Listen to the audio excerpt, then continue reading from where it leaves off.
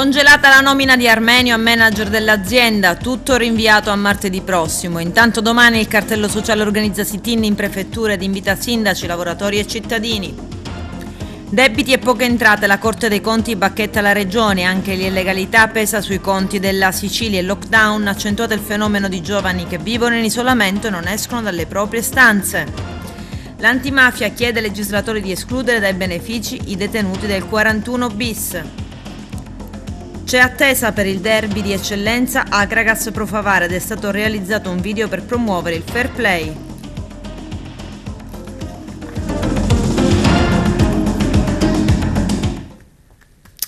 Bentrovati gentili telespettatori al nostro appuntamento con l'informazione. L'Assemblea dei sindaci dell'AICA non ratifica la nomina di Armenio, l'ex capo del Genio Civile di Agrigento era stato designato nuovo dirigente generale dell'azienda. Una notizia festeggiata in anticipo e sfumata poi ieri. Vediamo.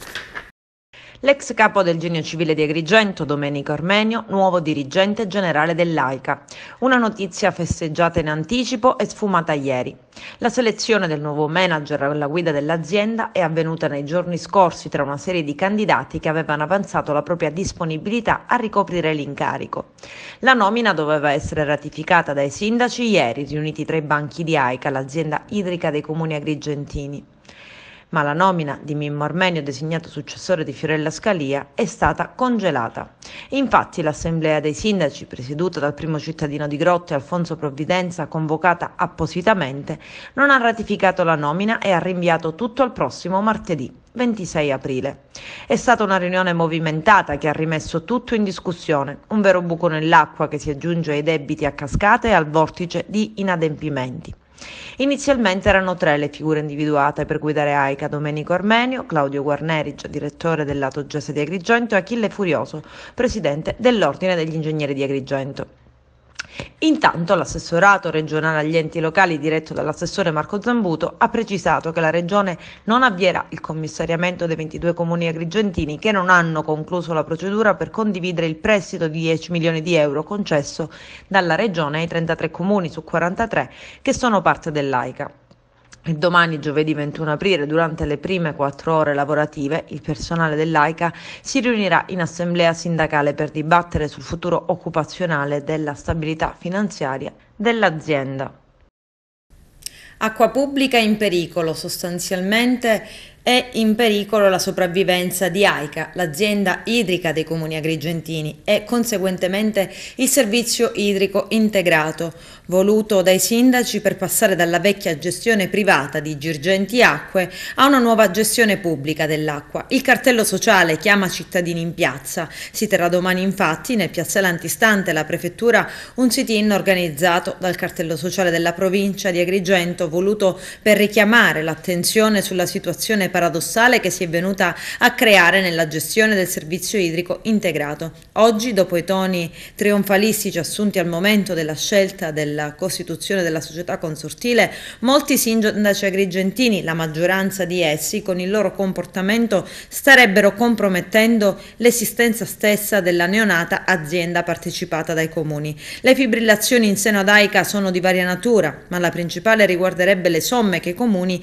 hanno ricevuto dalla Regione Sicilia a sostegno di AICA e che devono ancora versare. Proprio il presidente di AICA, nonché sindaco di Grotte, Alfonso Provvidenza, ha rilanciato l'allarme più volte ha sollecitato i colleghi a trasferire le somme, in alcuni casi già deliberate dagli enti comunali, all'azienda consortile. Ad oggi solo 5 comuni hanno già versato, mentre ben 12 hanno deliberato, ma che non hanno potuto versare quanto dovuto perché la Regione non ha corrisposto le somme. Il cartello sociale, in considerazione di tutto questo, invita i sindaci a manifestare domani 21 aprile alle ore 10 davanti alla prefettura assieme ai lavoratori e ai cittadini che credono nella possibilità di avere in provincia di Agrigento un servizio idrico di qualità ed efficiente con una gestione sostenibile e virtuosa.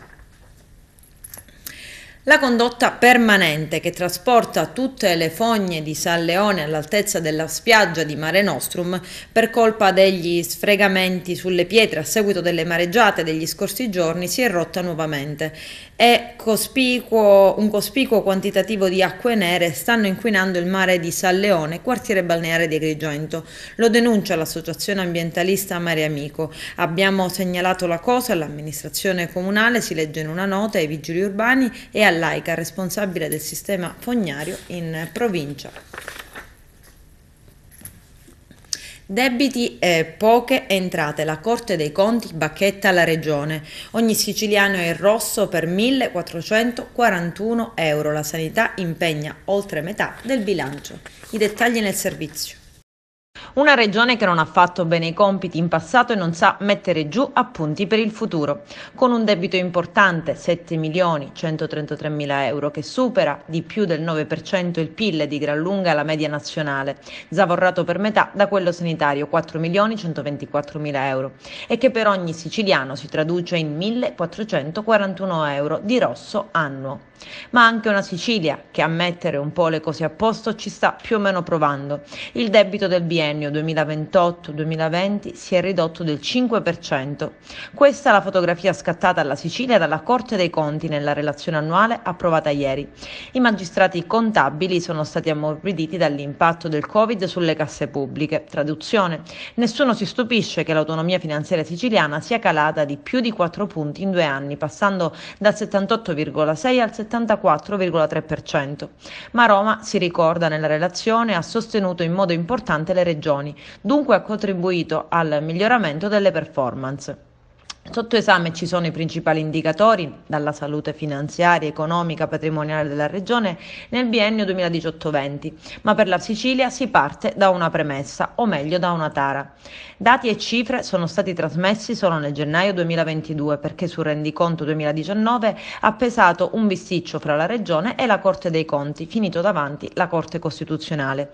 Oggetto: il tesoretto da cui attingere i fondi necessari per coprire il mutuo contratto per pagare i debiti delle ASP. Ma non è solo rispetto al passato che la Sicilia, agli occhi dei magistrati contabili, si è mostrata inadempiente. Pur avendo sottoscritto l'accordo nazionale che impegna la Regione ad adottare una serie di strategie per raggiungere gli obiettivi dell'Agenda 2023 ONU per lo sviluppo sostenibile, non ha ancora presentato il proprio piano. In tutta Italia sono solo 6 quelle che mancano all'appello. In teoria, si legge in una nota della relazione, dovrebbe essere pronto per la primavera 2022. E non manca molto perché si concluda, ma al momento dalla Sicilia si attende addirittura il questionario relativo al bilancio di previsione per il prossimo biennio. La maggior parte delle regioni risulta consapevole dell'importanza di declinare la politica di bilancio in modo coerente con gli obiettivi dell'Agenda 2023. La Sicilia invece no. Del resto il passato è un garbuglio contabile difficile da districare. Le entrate aumentano, si passa dai 20,3 milioni del 2018 agli oltre 22 del 2020, con percentuale pari al più 8,67 nel biennio. Ma qui pesano parecchio i finanziamenti statali. Quando la regione deve fare da sé, il discorso cambia. Ed ecco che per canoni, tasse per licenze, vendita di erogazioni di servizi e tutte le cosiddette entrate extratributarie si registra un crollo, da 722,8 milioni del 2019 a 389,5 milioni nel 2020. Meno 46,12%. Gli investimenti almeno sulla carta funzionano per i trasferimenti in conto capitale, fondi che arrivano per progetti o programmi, e dalla Sicilia che arriva il dato migliore per le regioni a statuto speciale, con un più 128%, pari a 1,5 miliardi nel 2020, contro i 700 milioni scarsi del 2018. Il problema è che la Regione sembra aver difficoltà poi a spendere. In teoria, il saldo fra capacità di impegno e la formazione di residui dovrebbe essere pari a 0. Ma alcune regioni, pur impegnando percentuali elevate delle risorse stanziate, non riescono a concludere la procedura di spesa, generando una mole significativa di residui. In Sicilia i costi dell'illegalità ammontano a 1,2 miliardi di euro, è quanto emerso in occasione della 9ª edizione della giornata di Confcommercio Legalità Ci Piace. C'è il servizio. Anche in Sicilia si celebra la 9ª edizione della giornata di Confcommercio Legalità Ci Piace e viene fuori che nell'isola i costi dell'illegalità ammontano ad 1,2 miliardi di euro. Contraffazione, abusivismo, pirateria, estorsioni, usura, infiltrazioni della criminalità organizzata, furti, rapine, taccheggio, corruzione alterano la concorrenza, comportano la perdita di fiducia degli operatori e la diminuzione degli investimenti. Il perdurare della pandemia da Covid-19, ha commentato il presidente di Confcommercio Sicilia Gianluca Manenti, ha determinato la necessità di concentrare l'attenzione sui fenomeni criminali quali l'usura e sui tentativi di infiltrazione della criminalità nel tessuto economico. Le imprese che non hanno ricevuto pieno soddisfacimento della propria richiesta di credito sono quelle sulle quali è stata calcolata dall'ufficio studi la platea di attività potenzialmente esposte a rischio usura. Dai dati emerge che in Sicilia quasi il 14% delle imprese del terziario di mercato percepisce un peggioramento della sicurezza nel 2021.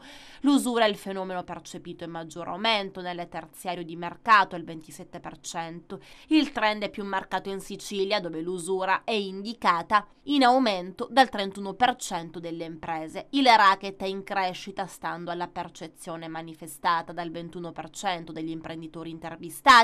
L'11% ha avuto notizia diretta di episodi di usura o di estorsione, il 17,7% è molto preoccupato di fronte all'usura e alla racket, il 58,4% degli imprenditori ritiene che si dovrebbe denunciare, il 33,6% non saprebbe cosa fare, il 6,4% invece pensa di non poter fare addirittura nulla. Almeno 3.000 imprese del commercio, della ristorazione, della ricettività nell'isola sono oggi ad elevato rischio usura. Quali sono però le stime di Confcommercio? L'illegalità costa alle imprese siciliane del commercio e dei pubblici esercizi quasi 1,2 miliardi di euro all'anno e mette a rischio circa 10.000 posti di lavoro. La perdita annua in termini di fatturato e di valore aggiunto è pari al 6,3%. In Sicilia l'abusivismo commerciale costa 500 milioni di euro, nella ristorazione pesa per 200 milioni, la contraffazione per 150 milioni, il taccheggio per 100 milioni, altre voci incidono per oltre 250 milioni. Santino Borsellino, sindaco di Cattolica Eraclea alla fine del suo mandato, ha annunciato la sua ricandidatura in vista delle elezioni amministrative in programma il prossimo 12 giugno. Vediamo. Tra i comuni dove si andrà al voto prossimamente in occasione delle amministrative c'è anche quello di Cattolica Eraclea. Il primo cittadino uscente, Santino Borsellino, annuncia ufficialmente la sua ricandidatura, anche in considerazione dei tanti risultati positivi raggiunti nel corso del suo mandato. È stato di nuovo decandidato, facendo una consultazione con tutto il gruppo della maggioranza nel Consiglio Comunale. Si è deciso di continuare questo progetto di rinnovamento per la comunità di Cattolica Eraclea, perché tanti risultati abbiamo portato a termine, tanti risultati sono sul piatto ma non sono visibili. Vi faccio l'esempio. Da 4 anni che lottiamo con l'erosione, siamo imminenti a iniziare, non sappiamo se iniziamo i primi di maggio o ottobre, perché se ci danno la deroga al 30 maggio iniziando i lavori. Da più di 5 anni che si lavora con le aree interne, già in questi giorni sono arrivati 3 decreti di finanziamento, uno per fare un centro multimediale alla casa che si è di Benedetto, uno davanti alla zona archeologica e del Savo, la dequalificazione del Calvario, più di 2 milioni di euro già questi decreti sono arrivati, quindi pronti ad appartarli. Siamo in attesa del CCE, del Centro Comunale d'Accordo, un progetto pure finanziato di 970.000 euro. Abbiamo portato un comune al risanamento perché non abbiamo debiti, da 3 anni forse è l'unico comune della Sicilia che non va in anticipazione di cassa.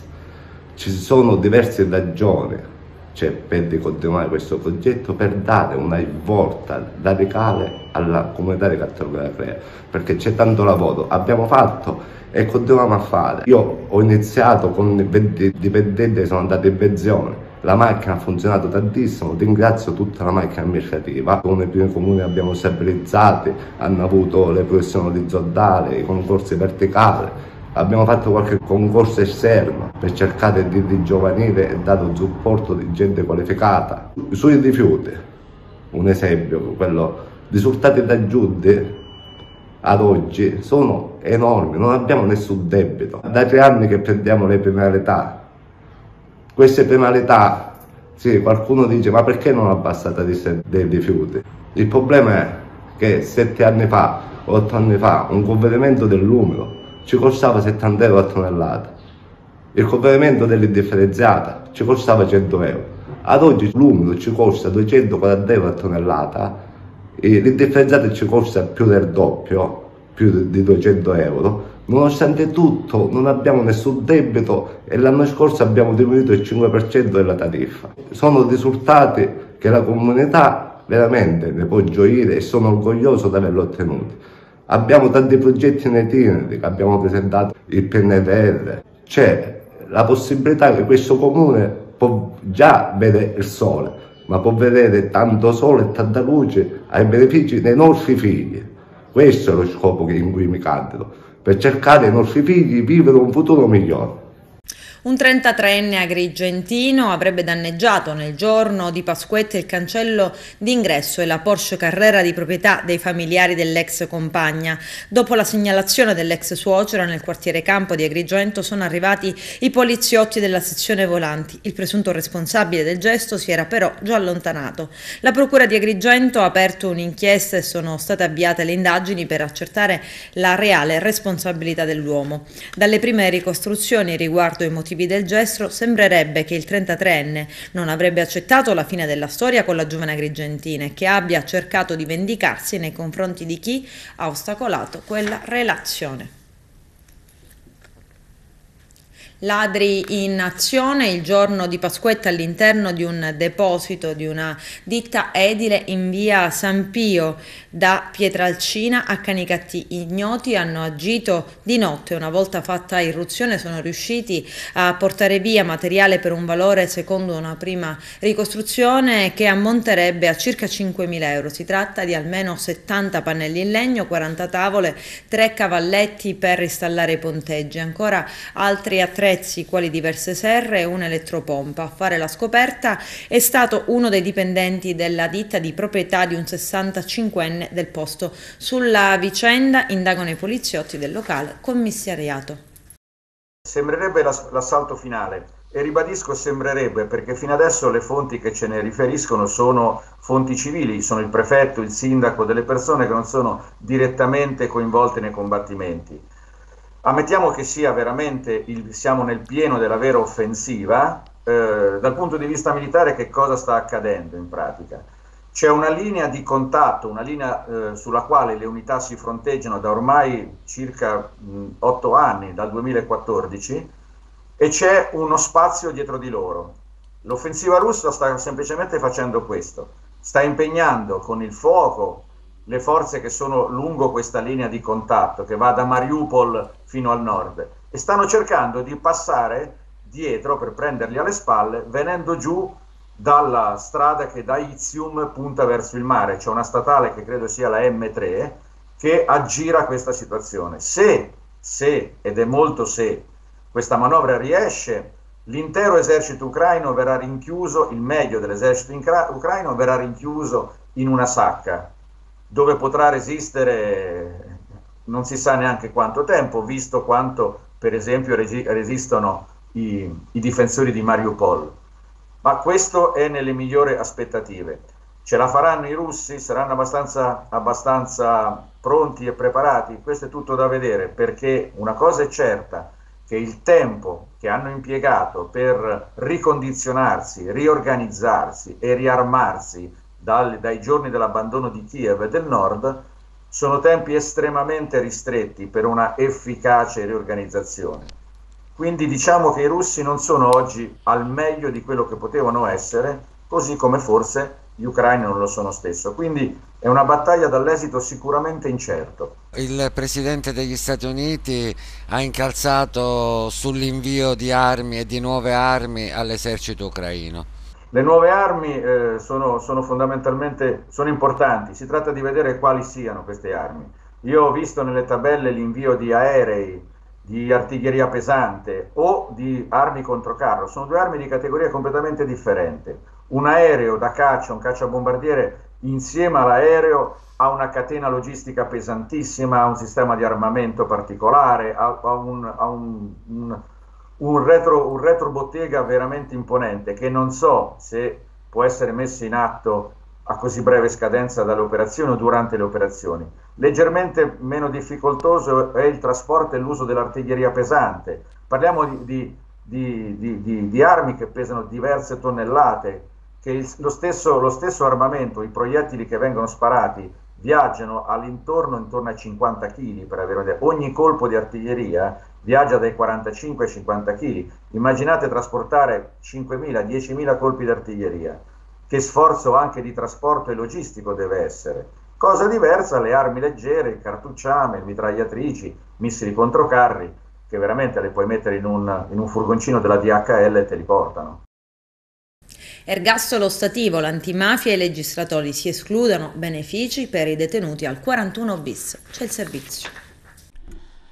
La relazione sul carcere ostativo è stata votata all'unanimità dalla Commissione parlamentare. Indicazioni sono state in gran parte già recepite nella proposta di legge approvata alla Camera ed ora in discussione al Senato. L'antimafia sostiene che la riforma non dovrebbe avere alcun riflesso sui detenuti al 41 bis, regime che per sua natura richiede non solo la pericolosità sociale ma anche l'attualità dei collegamenti con il mondo criminale e di appartenenza. E così possibilità di accedere a tutti i benefici penitenziari per i detenuti per reati di mafia e terrorismo che non collaborino con la giustizia, ma anche un'apposita previsione per rendere inammissibile la richiesta da parte dei detenuti sottoposti al regime del 41 bis. Sono alcune delle indicazioni fornite al legislatore proprio dalla Commissione parlamentare antimafia in una relazione sul carcere ostativo. La nuova legge auspica l'antimafia dovrebbe valere non solo per i permessi premi oggetto di un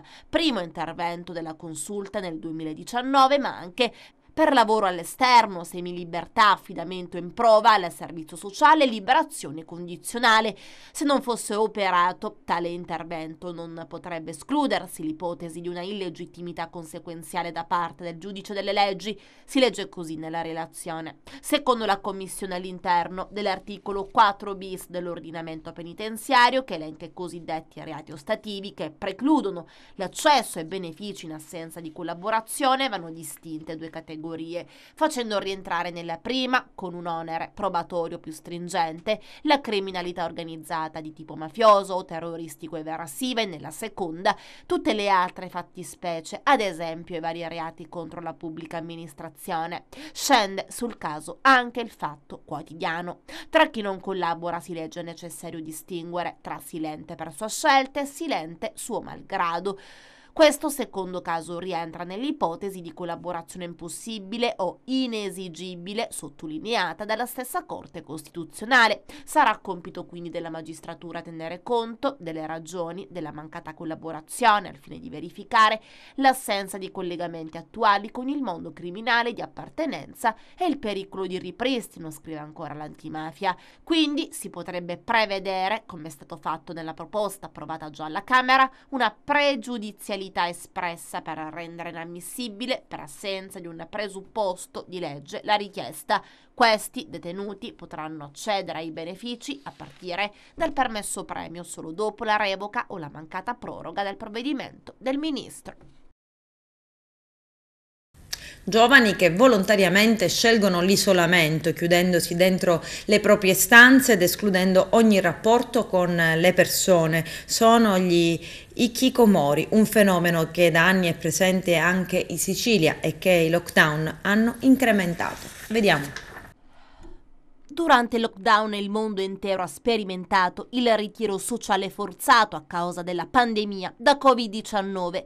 Ci sono giovani che l'isolamento lo scelgono però volontariamente, chiudendosi dentro le proprie stanze ed escludendo ogni rapporto con le persone, familiari compresi.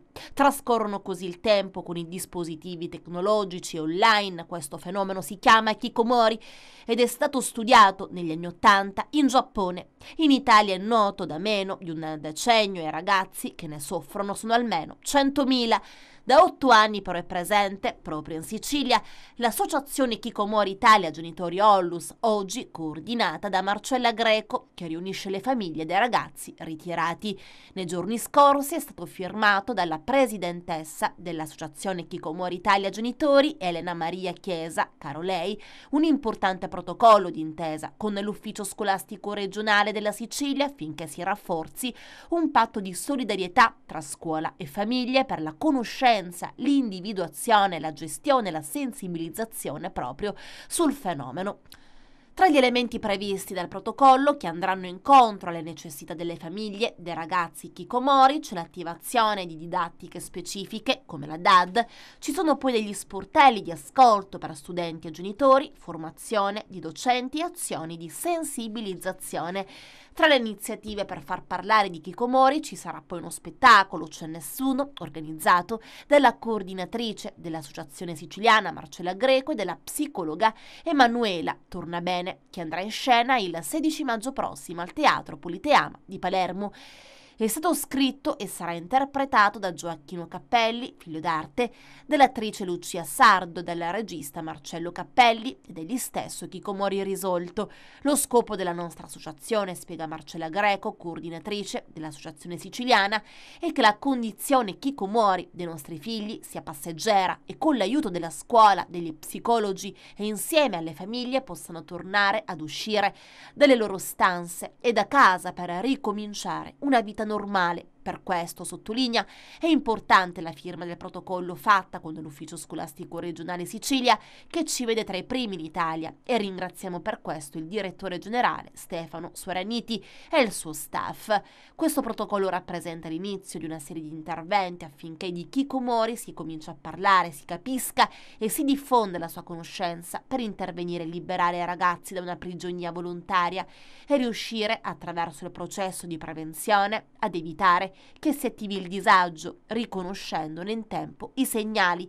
Alla firma del protocollo erano presenti, oltre al direttore dell'Ufficio Scolastico Regionale di Sicilia, la presidentessa dell'Associazione Genitori Chicomori Italia, la presidentessa dell'Ordine degli Psicologi della Regione Sicilia, Gaetana D'Agostino, la presidentessa della Società Italiana di Psicologia Pediatrica, Giovanna Pericone, nonché il presidente di Forags Sicilia, Maurizio Nobile. Nuovo concorso letterario in memoria del poeta agrigentino Francesco Setticasi, scomparso nel 2019. Eugenio Cairone. Ricordare Francesco Setticasi, il poeta scomparso nel 2019, con una nuova edizione del concorso letterario nazionale a lui dedicato.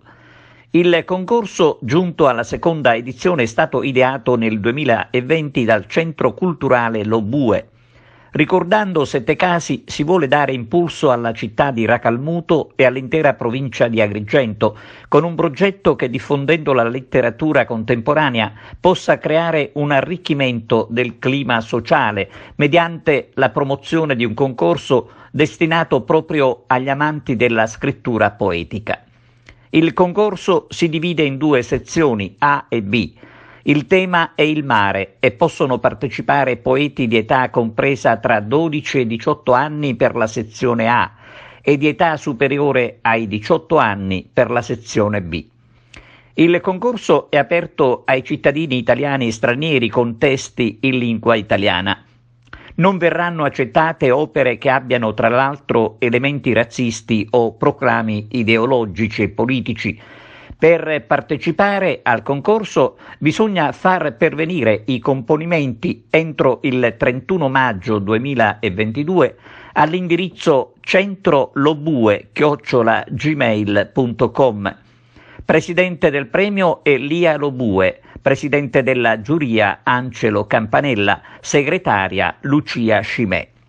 Per informazioni si può chiamare il numero 388 341 3657 o visitare la pagina Facebook Centro Culturale Lo Bue, dove saranno pubblicati i risultati del premio. Per i vincitori è richiesta la presenza alla cerimonia, in programma il 30 settembre a Racalmuto, nella sede del Centro Culturale Lo Bue in via Manzoni 53. In caso di impossibilità si potrà delegare un'altra persona. Adesso c'è la pubblicità, a tra poco, vi aspetto. Presentato oggi all'Auditorium Rosario Livatino del Consorzio Universitario Empedocle di Agrigento il libro Luca Attanasio, storia di un ambasciatore di pace, del giornalista Fabio Marchese Ragona. Il servizio del nostro direttore Arturo Cantella. Presentato stamani il libro dal titolo Luca Attanasio, storia di un ambasciatore di pace.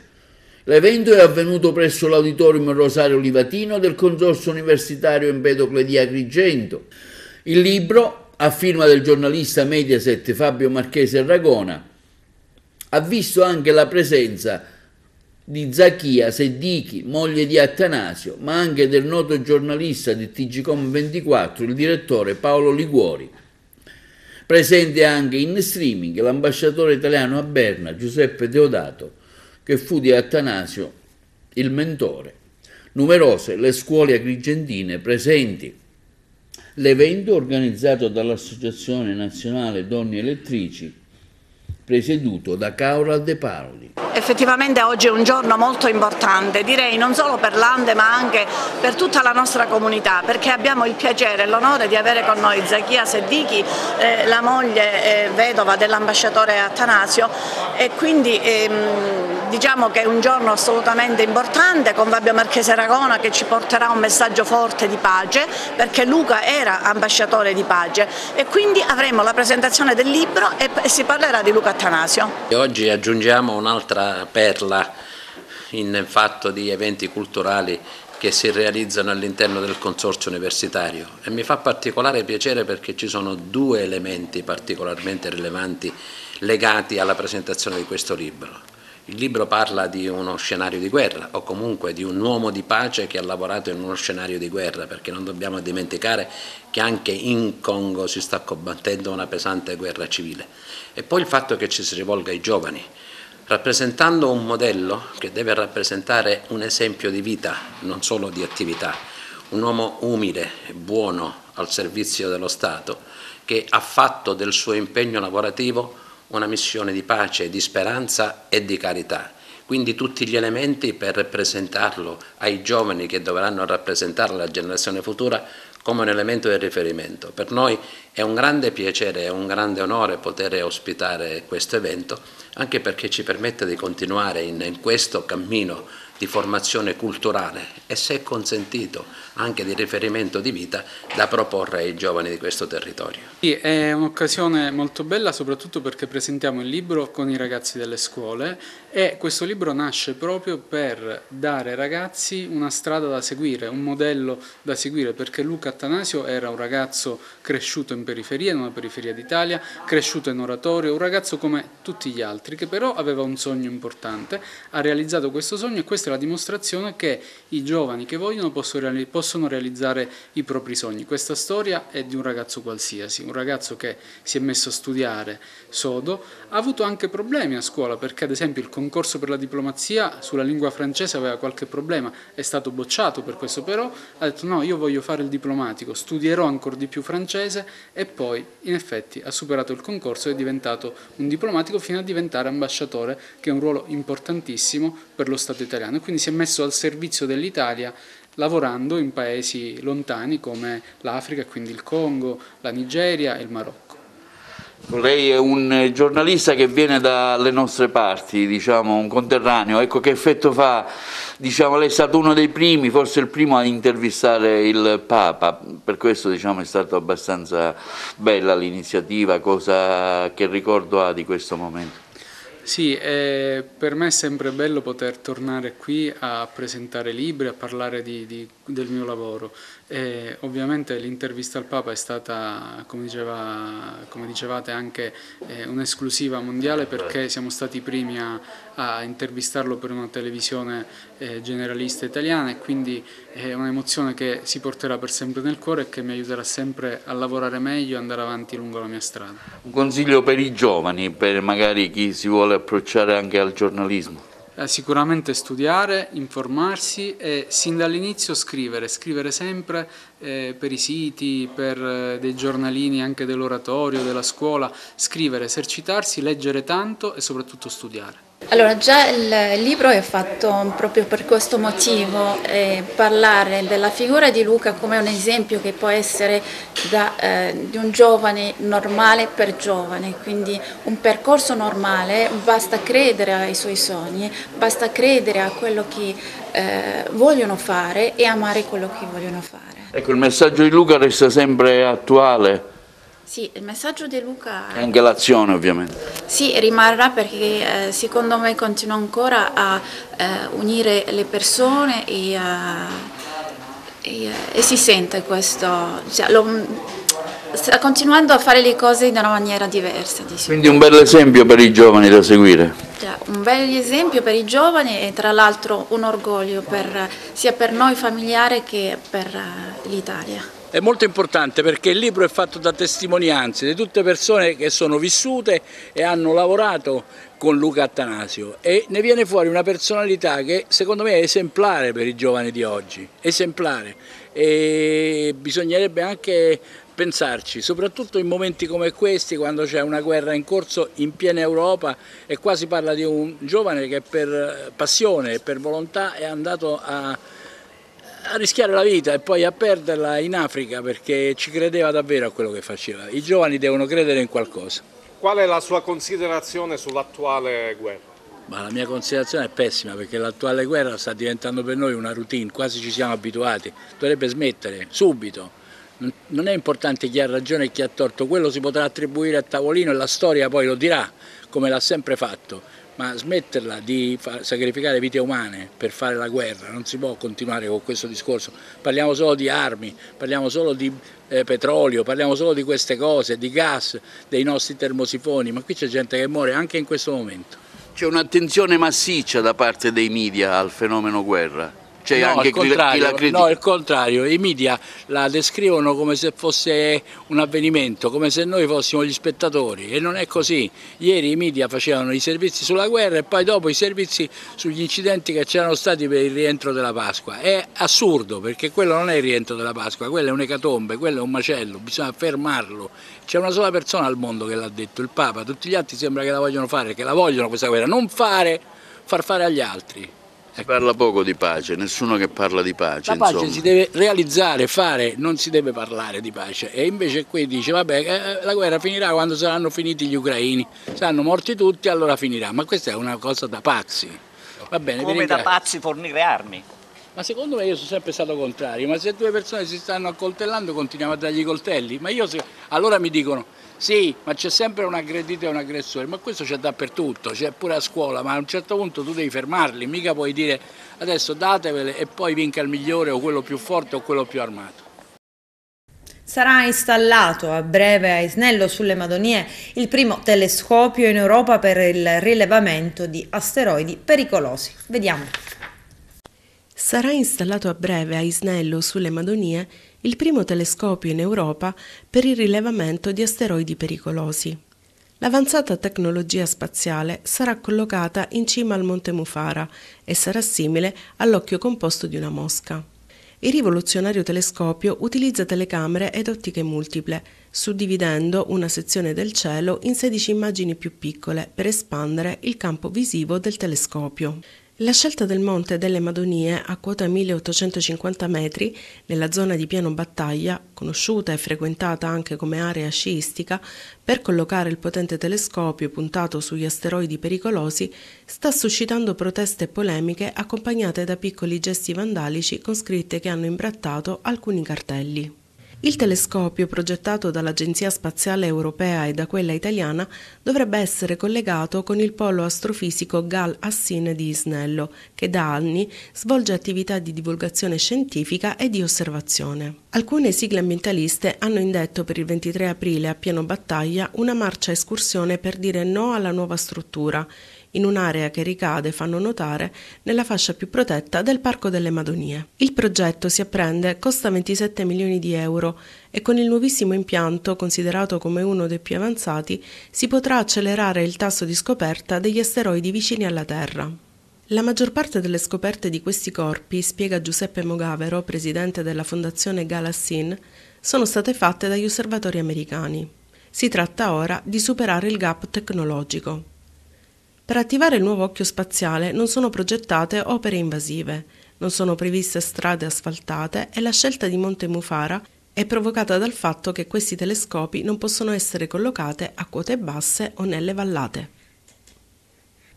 Al Teatro Pirandello di Agrigento va in scena Uno Nessuno e 100.000 del drammaturgo agrigentino premio Nobel sotto la regia di Antonello Capodici. Appuntamento sabato 23 alle 21 e domenica 24 alle 17:30. Vediamo.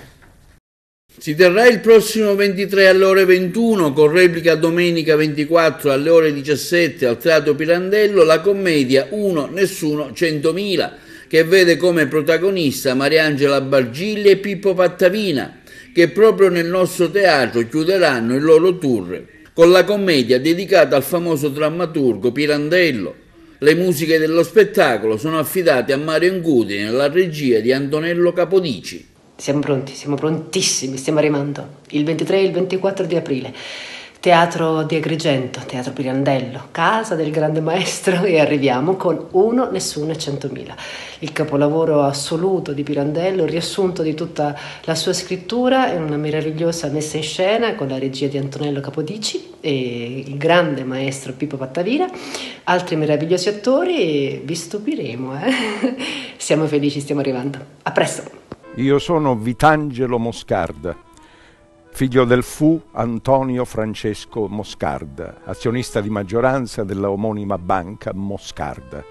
Una mattina, incidentalmente, mia moglie mi ha fatto accorgere che ho il naso che mi pende verso destra. Non solo, ma ho le sopracciglia del centro circonflesso, le gambe un po' storte, un lobo dell'orecchio più sporgente dell'altro. In effetti un poco mi pende, sì, il naso, le sopracciglia, l'orecchio. Il mio pavoncello. In tutto ciò non avvilirti, Gengè. Vieni qua. Rimani pur sempre un bell'uomo. Grazie tante, grazie tante. Insomma, tante crisi, tante frantumazioni, tanti io, perché in tanti mi vedono in maniera diversa, quindi io non so più chi sono io, devo scoprirlo disperatamente e lo scoprirò fino a costo di annullarmi, di rendere me stesso un oggetto, così come può essere una nuvola, come può essere un libro, come può essere il vento, come può essere un albero, ecco. Guarda, Vitangelo, io non te la faccio passare così. Senti, non ti ci mettere anche tu adesso, Guarda che qui abbiamo un problema grosso. Non me ne frega niente del problema, io voglio conto e ragione dell'offesa su mia moglie. Ah sì? Sì. Ah sì? Ah, ma se è così, sì. Se è così, guarda, non io, ma tu dovresti stare così, davanti a tua moglie, così, in ginocchio, così. Non solo tu, ma tu, io, lui, tutti, così dovremmo stare di fronte ai cosiddetti pazzi. Perché non andate là nei manicomi dove sono ricoverati i pazzi a sentirli parlare, ma invece non ci andate? No, non ci andate, e lo vuoi sapere perché? Perché vi conviene che non parlino i pazzi.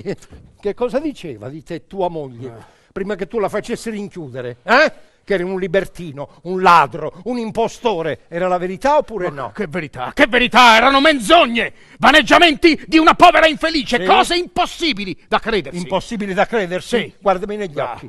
Guardami negli occhi, impossibili da credersi. Era la verità o no? Sta zitto tu! Sta zitto perché non sto parlando con te. Guardami negli occhi, era la verità o no? Guardami! Non ti guardo, perché mi sembri folle. Ah, benissimo. Benissimo! Hai sentito, no? Hai sentito? Sembro folle. Quindi quando uno dice la verità subito diventa pazzo. Benissimo.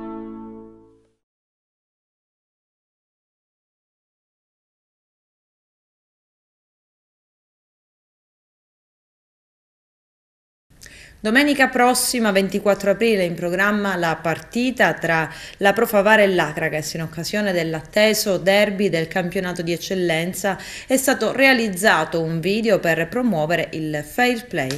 I dettagli con il nostro direttore Arturo Cantella.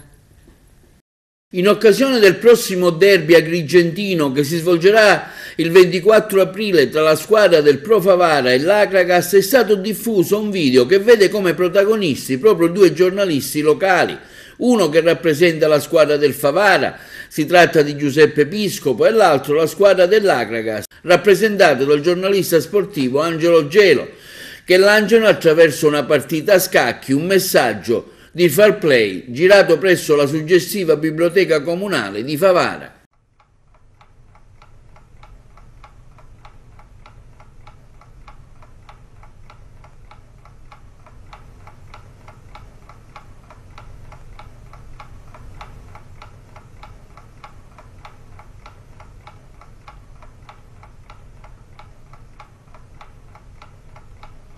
Bella via. Di fatta.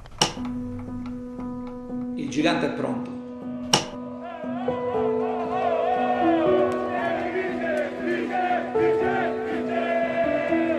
Ale, Favara Ale. Il nostro 12° uomo in campo.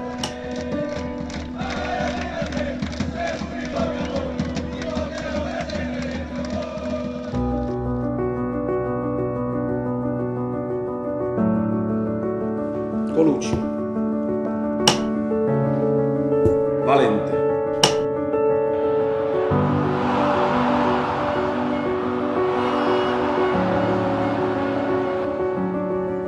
Catalano, Maniscalco.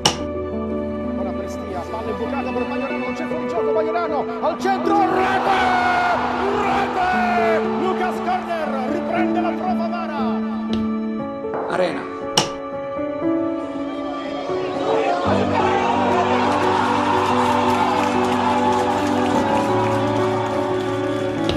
Mondo aperto.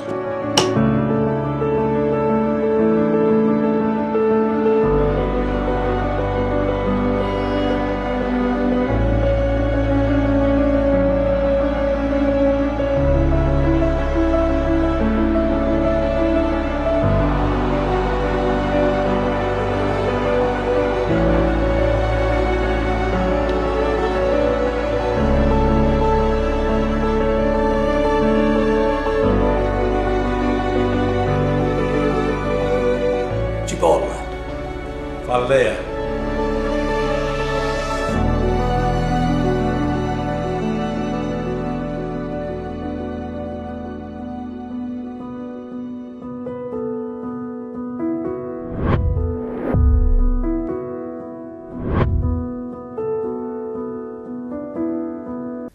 Con questo è tutto, termina qui l'edizione del telegiornale. Grazie per la gentile attenzione e per essere stati con noi. A presto.